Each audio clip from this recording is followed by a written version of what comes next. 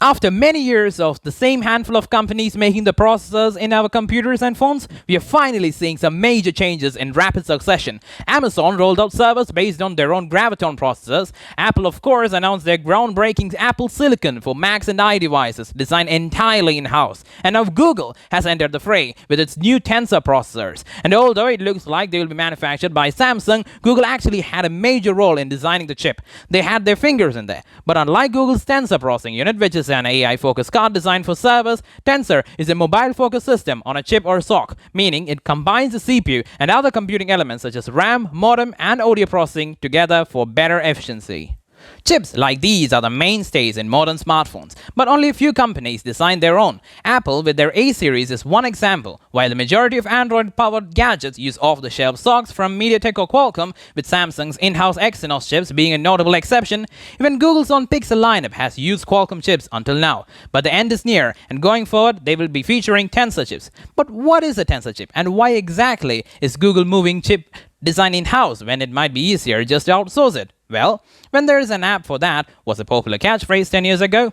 Oh no, I don't think most of people using it anticipated how much we would come to expect from our phones. Everything from DSLR look-alike photos to high-fidelity gaming to instant AR-powered translation.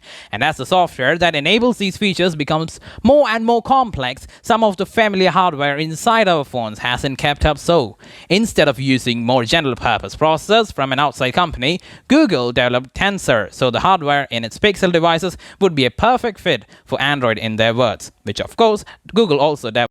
But before we tell you about Tensor, we would like to thank our editors Ivan Thomas of Class 8 and Mr. Nitin SC, and also to Steve, which is myself, for coming up with the idea of this video series.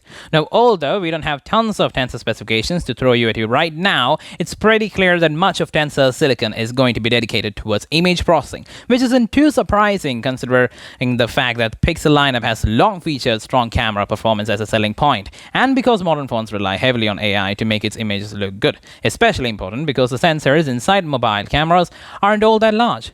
Of Google's primary focuses for Tensor is for it to deliver speedy performances with AI-intensive tasks such as improving grainy or blurry nighttime photos.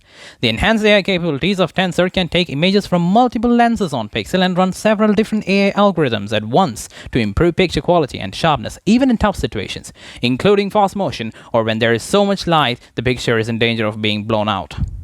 The emphasis on AI should also help with voice input. This means your phone should be able to better tell the difference between which word is a command versus which word is a part of your message, provide better auto-generated captions if you're watching a video in a foreign language, and deliver better experience with apps that use any form of AI, such as those that detect objects. This also means that smartphones with a Tensor chip won't have to rely as much on cloud AI processing, freeing up bandwidth and possibly allowing some apps to function without needing a strong connection to the cloud, because you don't need Google to see everything you're doing.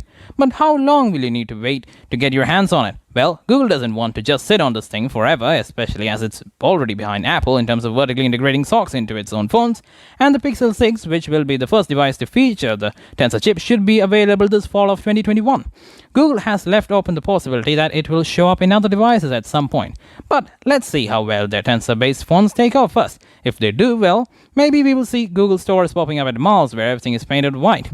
And that brings us to the end of this video. Thanks for watching, guys. Like the video if you liked it. Subscribe to see more videos of the series coming up. And see you in the next one. Till then, peace out.